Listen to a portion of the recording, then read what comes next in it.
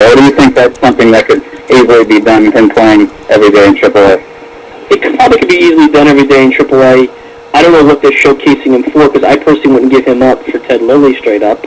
I wouldn't give him up for Brett Myers necessarily straight up. Now, if you're talking Danny Herron, or you're talking about Roy Oswalt, that's a different conversation. Obviously, Cliff Lee.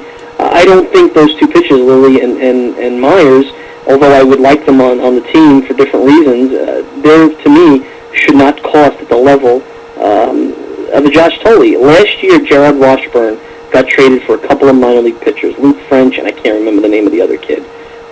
Decent pitching prospects, but nothing that would guarantee them stardom.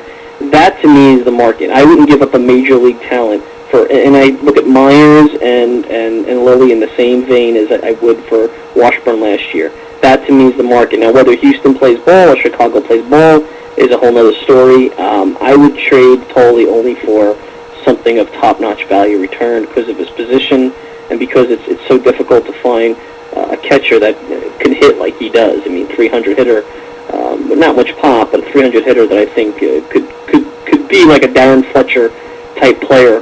If you remember Darren Fletcher from the 90s, a pretty solid offensive catcher and good enough defensively. I think that's worth more than a rental pitcher. We're on the 7traintoshea.com here live with Mike Silva of nybaseballdigest.com. Great website. If you haven't checked that out, please do. Now, Mike, obviously we know the trade deadline's coming up.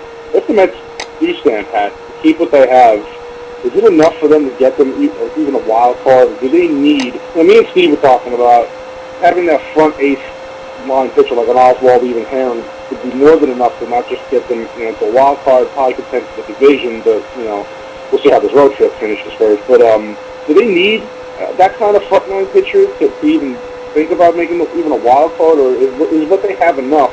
And in your mind, do they have enough, or are they just going to be on the outside looking in again at the end of the year? I said before the season I thought it was an 85-win team if things broke reasonably well. And I think things have broke reasonably well.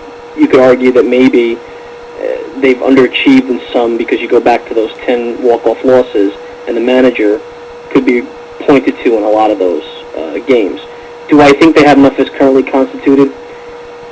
Yes and no. Yes, I think that if you get the affirmative on the bullpen, it settles in, and Bobby Parnell settles in as an eighth-inning guy, and Jerry all of a sudden understands lefty-righty matchups and gets people in his roles. If Takahashi could give you 5 or 6 innings of 3 runs out of the 5th spot, or somebody they could pick up, whether it's Pat Mish coming up from the minor leagues, or maybe somebody that you don't expect becomes available in August, yeah, at that point I think they could compete. But I said they're an 85-win team. I'm sticking with that. I think that this season, if it does come down to them missing the playoffs by 3 or 4 games, was lost in January when they passed up on a Joel Pinheiro, when they passed up on a Ben Sheets, guys that I think would have been reasonable risks and would have put Maine and Perez in positions where you weren't necessarily relying on them, and they would have to fight for their jobs.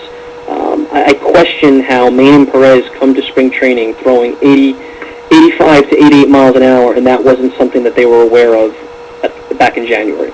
I mean, that there was something wrong. I mean, I understand guys have to get into shape. I understand that, obviously how you are when pitchers and catchers report doesn't necessarily mean that's how you're going to pitch come April 1st.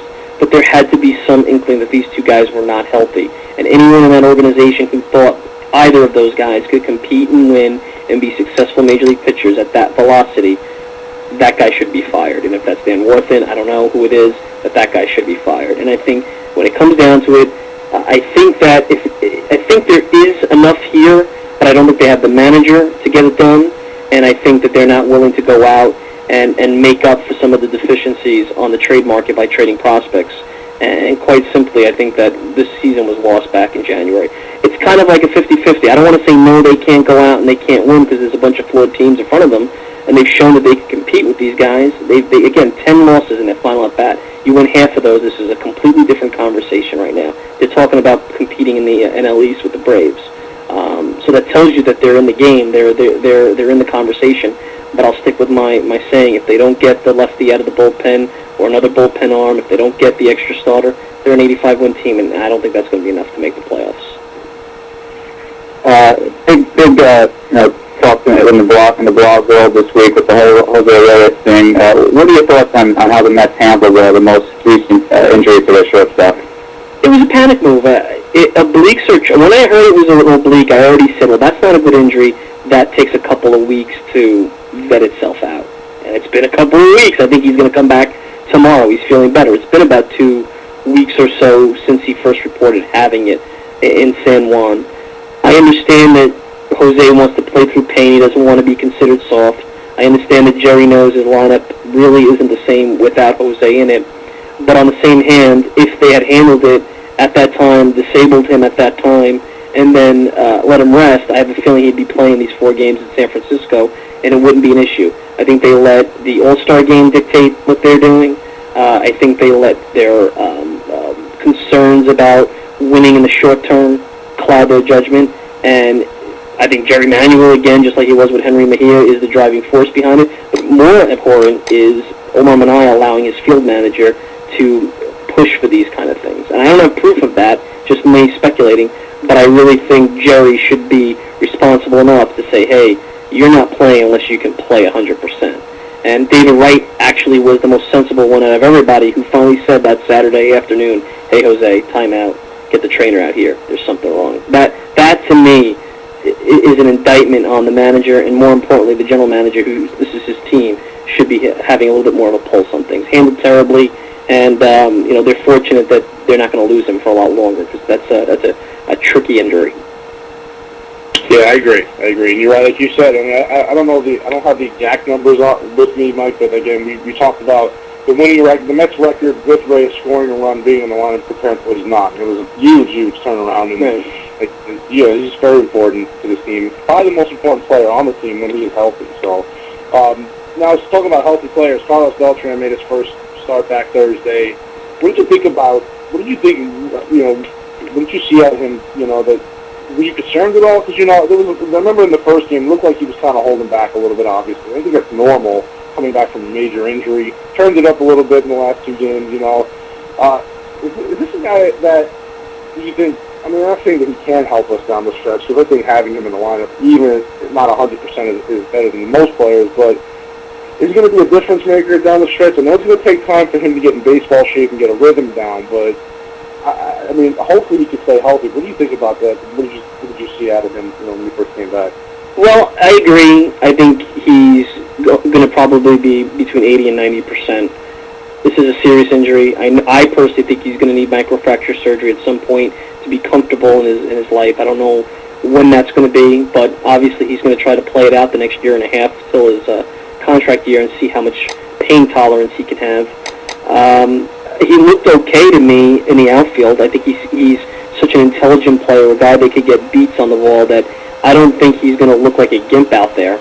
I think he's playing himself into a groove offensively. When that happens, who knows? It could be 2 weeks. It could be a month. I think anything you get out of Beltran at this point is gravy. I think he's a presence in that lineup. He puts Francoeur on the bench for the most part, which I think has to happen. As much as I love Francoeur, he just has been an utter disappointment, even against left-handed pitching now. So I think anything you get out of Beltran, even if it's 70% of what he normally does, it's better than what you would get with Pagan in center and Francoeur in right.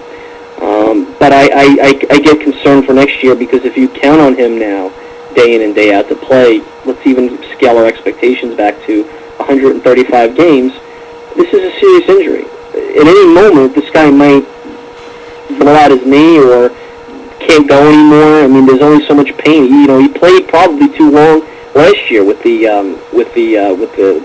bone-on-bone scenario. So it does concern me that they're putting so much stock into Carlos Beltran, and that the options, if he's not in the lineup, is Francoeur, and really not a heck of a lot else. So they better hope they get him staying on the field and get something in the vicinity of 70% offensively of what you normally would get.